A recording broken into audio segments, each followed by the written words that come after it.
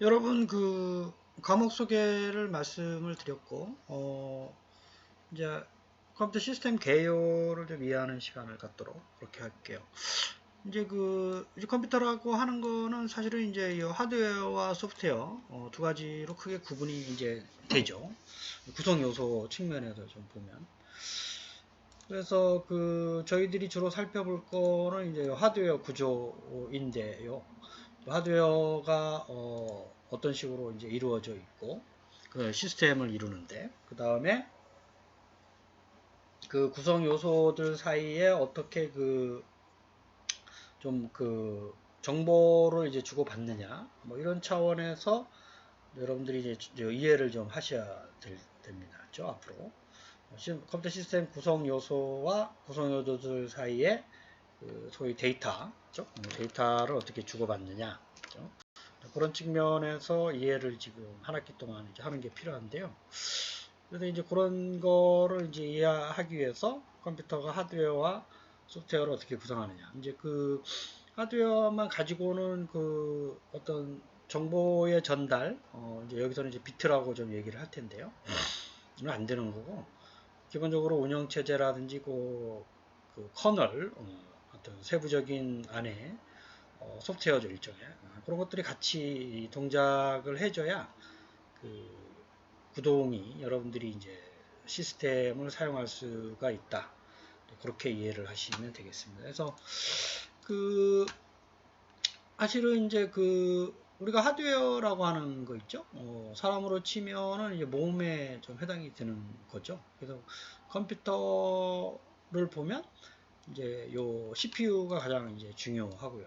그 다음에 메모리, 메인 메모리, 램과 롬이 있고, 요거는 이제 보조 저장 장치가 있고, 그 외에 이제 뭐 여러 가지 입출력 장치, 이런 모니터, 키보드, 이런 것들을 얘기를 합니다. 그 중에서 우리가 앞에서도 말씀드렸지만, 중앙 처리가 상당히 중요하다. 센트럴 프로세싱 유닛이라고 그래서, 요거 안에 보면 제어장치, 연상장치, 산술장치, 그 다음에 여러가지 다양한 레지스터들이 있어요. 그 다음에 내부 버스들이 또 있고, 제어장치도 있고, 그 안에 있는 또 메모리인데 이것도 CPU 안에 있는 메모리가 고가이면서 속도가 빠르죠. 그다음 이제 저장할 수 있는 공간은 좀 작긴 하지만, 그래도 그런 놈들이 이제 많이 있어요. 그렇죠? 레지스터들이 있어야 명령어를 가져오고, 명령어의 주소를 좀 저장을 하고, 그 다음에 저장된 결과를 다시 임시 저장했다가 주기억 장치나 그 다음에 주기억 장치에 있는 거를 다시 외부 보조 저장 장치 뭐 이런 데 또 갖다 놓고 하는 일들을 이제 하기 때문에 보통은 요 보조 저장 장치라고 하는 하드디스크가 용량이 좀 이제 크기는 합니다. 요 이제 사이즈를 크기를 얘기하면 저장할 수 있는 공간이 큰데 큰 대신 얘가 이제 속도가 좀 느리죠. 그래서 요게 이제 용량은 높으나 속도는 좀 느린 거. 하지만 요 레지스타라고 하는 것들이 CPU 안에 이제 많이 있는데요. 것들은 크기는 작지만 이제 속도는 높아서 가격이 이제 이쪽이 좀 이제 높은 겁니다. 반도체 칩으로 이제 구현을 하게 되면 왜 그러냐면 요게 이제 전체적인 성능에 영향을 많이 미치고 있기 때문에 요게 어느 정도 빠른 빨리 처리할 수 있는 기술력이 있느냐가 이제 전체적인 컴퓨터 시스템의 성능을 좌우하는 거이기 때문에 상당히 중요합니다. 그래서 보통은 이런 것들이 이제 휘발성으로 돼 있어요. 그러니까 임시 저장했다가 전원을 꺼지면 요 안에 있는 내용이 이제 사라지고 연산하거나 기본적으로 여러분들이 이제 프로그래밍 하면서 하는 동작들이 이제 명령어를 가져와서 처리하고 하는 일들이 이루어지기 때문에 그런 일들이 이제 임시적으로 가져와서 처리하고 그 다음에 램에다 저장해 놓고 다시 이제 하드디스크에 여러분들이 저장을 해놓고 쓰기도 하고 그 다음에 그렇게 안 하는 경우는 이제 다시 지워버리고 휘발성이라는 말이 이제 사라진 거죠. 그렇죠? 그래서 이제 이쪽은 비휘발성인 계열이 많고요. 일로 갈수록 휘발성인 경우 많죠. 중간에 이제 연산하고 그다음에 그 전원이 꺼지면 없어지는 거. 이런 것들이 이제 저장 장치에도 좀 이제 많이 배울 거고요. 요 캐시 메모리도 사실은 이제 임시 저장하는 거, 저거는 연산할 때 필요하는 거고, 캐시 메모리에 이제 중앙 처리 장치 CPU 안에 캐시 메모리가 있고요. 그 다음에 메인 메모리라고 해서 램도 두 가지로 이렇게 나눕니다. 요게 캐시 메모리보다 크기가 좀 크지만 속도가 느리면서 가격이 좀 저렴한 이런 형태가 있어요. 이제 CPU 다음에 기억장치를 좀 배우고요. 그 다음에 이제 요 안에 이제 CPU라는 거 안에 열어보면 이제 요게 연산장치, 그 다음에 레지스터, 캐시 메모리, 뭐 이런 것들, 그 다음에 요 안에도 버스가 있고, 그 다음에 요거는 메모리라고 하는 거는 램이나 뭐 이런 것들이 될 수도 있고, 그 다음에 이제 하드디스크 같은 큰 용량의 메모리가 될 수도 있는데, 이런 것들이 이렇게 버스를 타고 가요. 이게 이제 길이라고 보시면 됩니다. 비트들이 왔다 갔다 하고 있는. 그래서 뭐 세 가지 버스가 있어요. 주소, 데이터, 컨트롤 하는 거죠. 그래서 나중에 또 말씀을 이제 배우게 될 텐데 이제 내용을 주소가 이제 이쪽 화살표가 이렇게만 돼 있죠. 그래서 주소가 이쪽으로만 흘러요. 그 다음에 데이터는 왔다 갔다 하고 제어도 왔다 갔다. 제어는 이제 제어하는 메시지들이 이제 있는 거고요. 실제적인 뭐 프린터다 그러면 프린터 데이터는 여기에 있어요. 프린트 하라라는 명령어는 이제 여기를 흘러다니고 몇 번째 걸 프린트 해라라고 하는 게 여기를 흘러다니는 거죠. 그래서 세 가지로 그 물리적으로 그 버스들이 이제 말 그대로 이제 이 데이터들이 흘러가는 거니까 얘를 이제 이제 사람들이 타고 다니는 버스 이제 그렇게 이제 이해를 해서 이름을 그렇게 지은 겁니다. 그죠?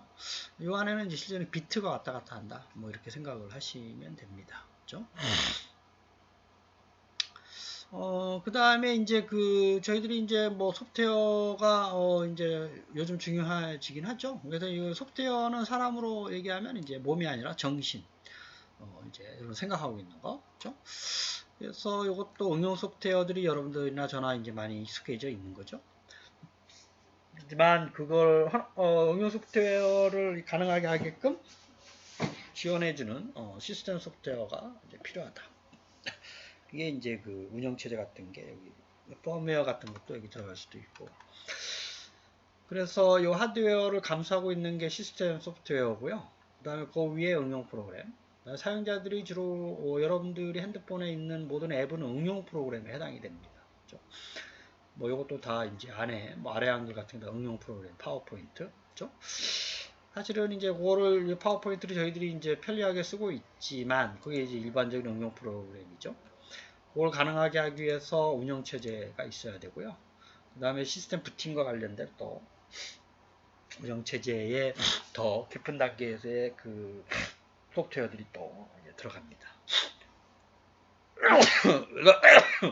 그래서 우리가 이제 뭐 이런 프로그램을 하게 되면 보통 이제 컴파일을 하죠. C다, 자바다 그러면 이제 이런 기계어로 컴파일러 해서 만들고 실행 파일을 만들기 전에 링커라 그래서 라이브러리 같은 거 있으면 부르고 실행 프로그램 .exe 파일을 만들어서 실행하게 되면 로더가 구동이 되면서 실행이 됩니다.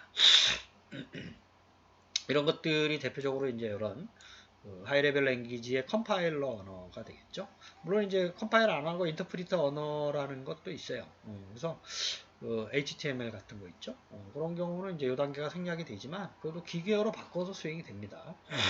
그래서 어쨌든 이 시스템 소프트웨어 하드웨어 사이에는 당연히 기계어로 제어를 하고 명령을 수행하는 이런 구조가 돼 있다라는 걸 여러분들이 이해를 좀 해 주시고 그 다음에 요거는 K무크에 이제 있는 건데요.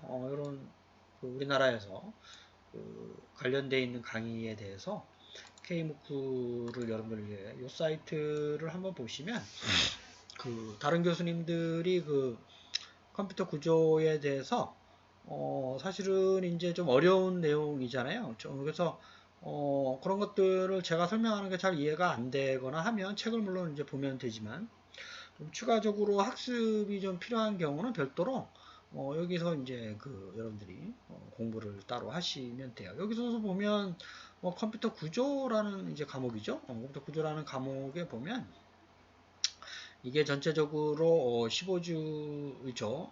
시험 빼고 하면 이제 뭐 우리랑 이제 학습 스케줄이 똑같은데 어쨌든 여기 중간고사 전까지는 다 제어 장치까지 해서 이게 이제 일반적으로 CPU에 해당되는 얘기를 계속 합니다. 그죠? 그래서 시스템 구조 어떤 것들이 있냐, 어떻게 처리가 되냐, 그 다음에 이제 여기 본격적으로 산술 장치, 논리 장치, 그 다음에 그 더하기 빼기는 어떻게 하느냐, 그죠? 이런 거 가지고 또 한참 얘기를 하고요. 그 다음에 이런 것들을 명령어로 만드는 거, 명령어를 어떻게 구성하고 1지소, 2지소, 3지소, 그죠? 그 다음에 여기 이제 패치 실행 하다가 인다이렉트, 그 다음에 인터럽트 이런 사이클이 있어요. 4개 사이클이 있는데 명령어로 수행하는 게 그 패치 명령어 가져와서 수행하고 패치 수행하고 이런 관계를 하다가 간접 주소 어메 인다이렉트, 그 다음에 인터럽트가 걸리면, 그죠? 인터럽트가 걸리면 다시 인터럽트 수행하고 와서 다시 서브루틴을 수행하고. 명령어들을 이제 여러 개 동시에 처리하는 기술, 파이프라이닝 기술. 그 다음에 제어 장치도 어떻게 보면 CPU의 작은 모형이에요. 마이크로 프로그램이라고 하는데 작은 제어 장치다. 그래서 제어 장치를 작은 CPU다. 이렇게 얘기를 이제 보통 합니다. 여기까지가 이제 보통 여기서도 얘기하고, 그 다음에 이제 그 기억 장치로 넘어가요. 그래서 램과 롬, 캐시 메모리, 그 다음에 뭐 그 부가적인 그 외부 보조 저장 장치들 있죠. 그 다음에 버스 얘기 좀 하고, 그 다음에 추적 장치 얘기하고, 병렬 장치 얘기하고, 뭐 이렇게 하면 이제 한 학기가 끝나는 건데, 이 책에서는 요거 외에 이제 추가적으로 그 인공지능에서 배우는 기본적인 그 GPU라든지 TPU 그것까지 좀 추가를 좀 했어요. 그래서 뭐 요 교수님들 강의를 좀 들으셔도 되고요. 그래서 어쨌든 이제 모든 대학에서 컴퓨터과라든지 그 일반적인 속재학과들도 마찬가지고 컴퓨터 구조적인 측면에서의 이해를 이제 돕는 거는 요 본 교재의 내용하고 대동소이하다. 그래서 제가 설명드리는 게 좀 이제 이해가 잘 안 되거나 책에 있는 내용이 잘 이해가 안 되면 요 교수님들이 지금 그 상명대학교하고 상명대학교 교수님 두 분이 나눠서 가르치시는 건데요.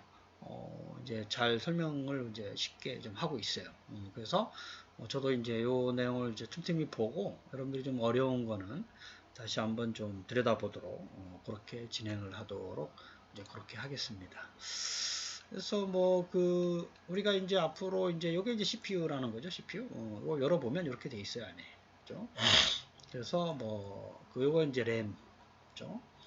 그 다음에 이제 주기억 장치, 그 다음에 입출력 장치, 이런 것들을 뭐 크게 중요한 게 아니고, 사실은 이제 이런 것들, 램하고 기억 장치하고 이 CPU가 다예요.